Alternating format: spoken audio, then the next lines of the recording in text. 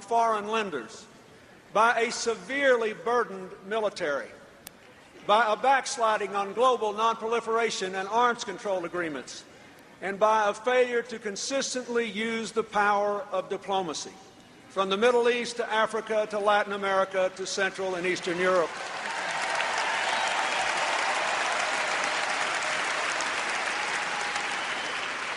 Clearly, the job of the next president is to rebuild the American dream and to restore American leadership in the world.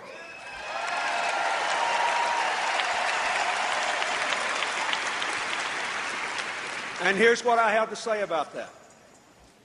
Everything I learned in my 8 years as president, and in the work I have done since in America and across the globe, has convinced me that Barack Obama is the man for this job.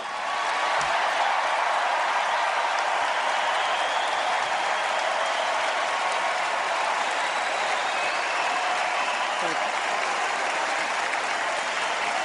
Now,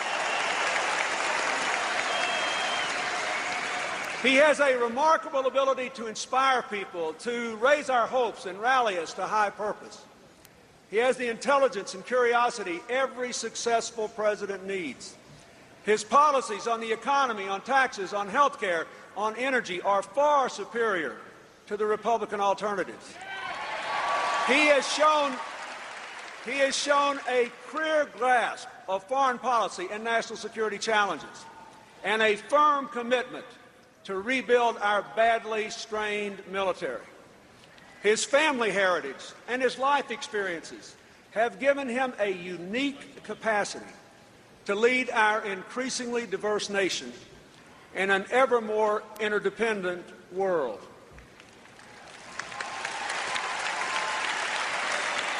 The long, hard primary tested and strengthened him. And in his first presidential decision, the selection of a running mate, he hit it out of the park.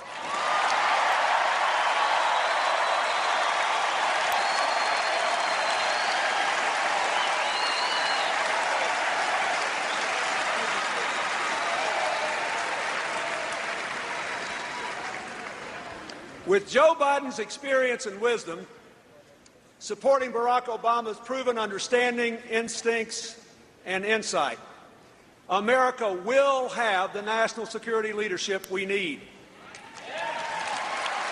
And so, my fellow Democrats, I say to you, Barack Obama is ready to lead America and to restore American leadership in the world.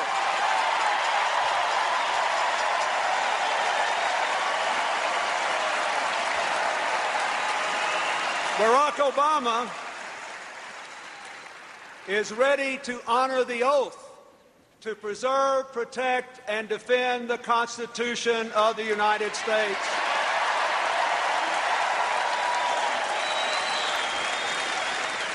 Barack Obama is ready to be President of the United States.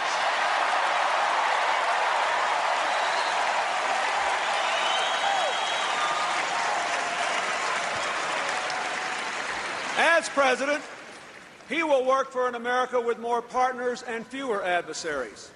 He will rebuild our frayed alliances and revitalize the international institutions which help to share the cost of the world's problems and to leverage the power of our influence. He will put us back in the forefront of the world's fight against global warming and the fight to reduce nuclear, chemical, and biological weapons. He will continue and enhance our nation's commendable global leadership in an area in which I am deeply involved, the fight against AIDS, tuberculosis, and malaria, including, and this is very important, a renewal of the battle against HIV and AIDS here at home.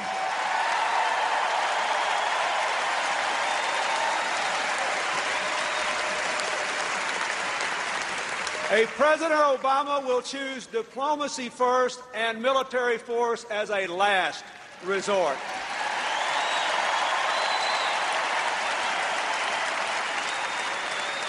But in a world troubled by terror, by trafficking in weapons, drugs, and people, by human rights abuses of the most awful kind, by other threats to our security, our interests, and our values, when he cannot convert adversaries into partners, he will stand up to them.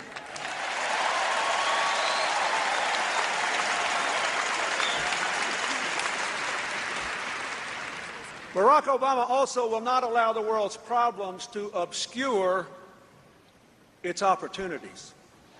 Everywhere, in rich and poor countries alike, hardworking people need good jobs, secure, affordable health care, food and energy, quality education for their children, and economically beneficial ways to fight global warming.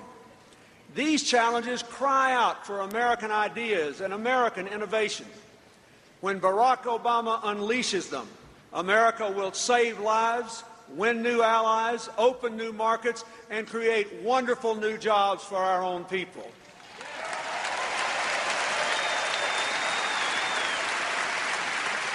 Most important of all, Barack Obama knows that America cannot be strong abroad unless we are first strong at home. People the world over have always been more impressed by the power of our example than by the example of our power.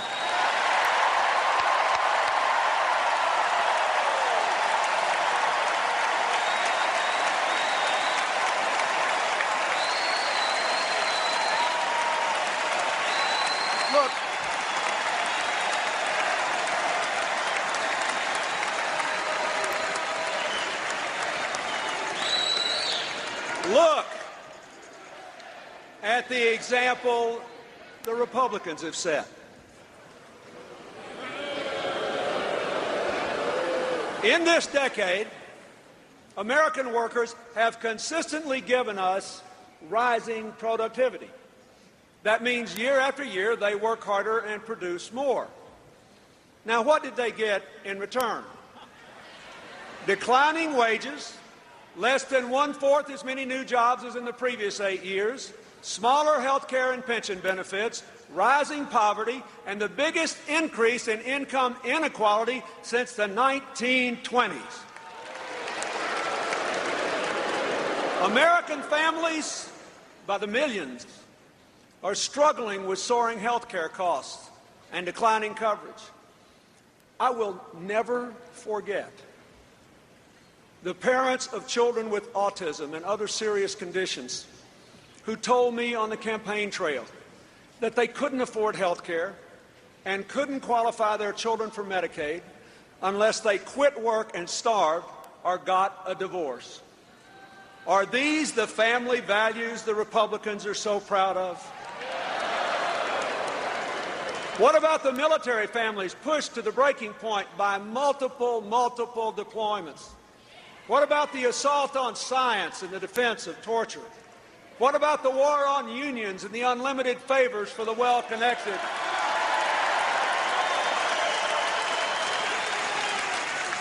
And what about Katrina and cronyism?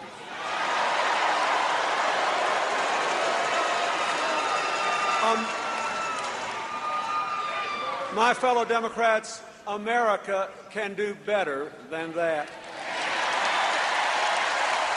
And Barack Obama will do better than that.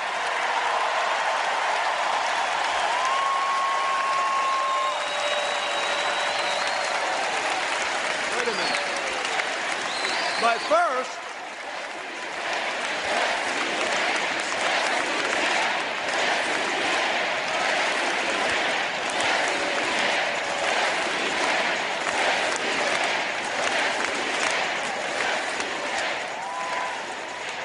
yes, he can, but first we have to elect him.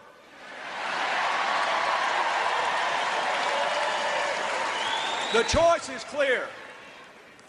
The Republicans in a few days will nominate a good man who has served our country heroically and who suffered terribly in a Vietnamese prison camp. He loves his country every bit as much as we do. As a senator, he has shown his independence of right-wing orthodoxy on some very important issues. But on the two great questions of this election, how to rebuild the American dream and how to restore America's leadership in the world, he still embraces the extreme philosophy that has defined his party for more than 25 years. And it is, to be fair to all the Americans who aren't as hardcore Democrats as we, it's a philosophy the American people never actually had a chance to see in action fully until 2001, when the Republicans finally gained control of both the White House and the Congress. Then we saw what would happen to America if the policies they had talked about for decades actually were implemented.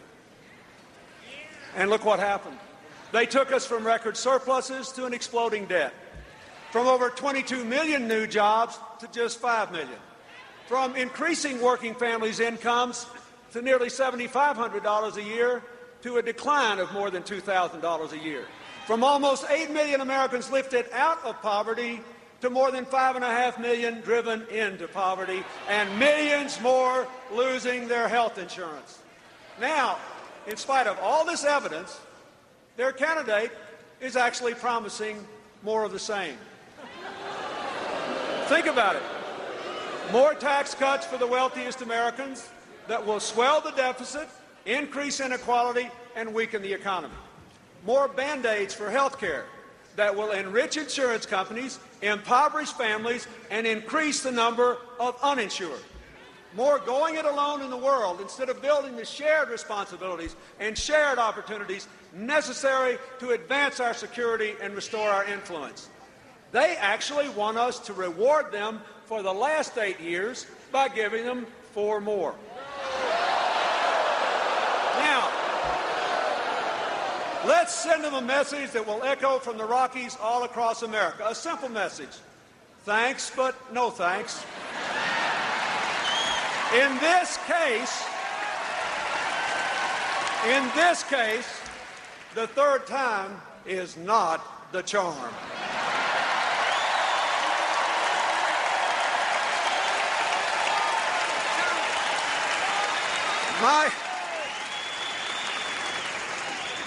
My fellow Democrats,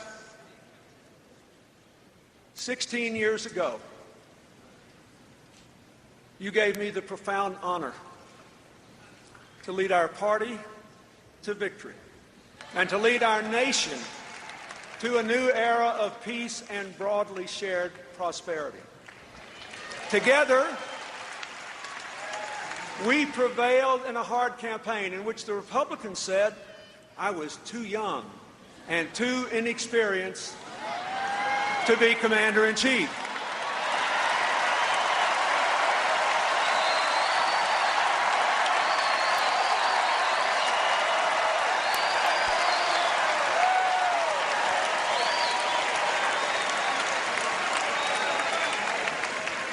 Sound familiar? It didn't work in 1992 because we were on the right side of history. And it will not work in 2008 because Barack Obama is on the right side of history.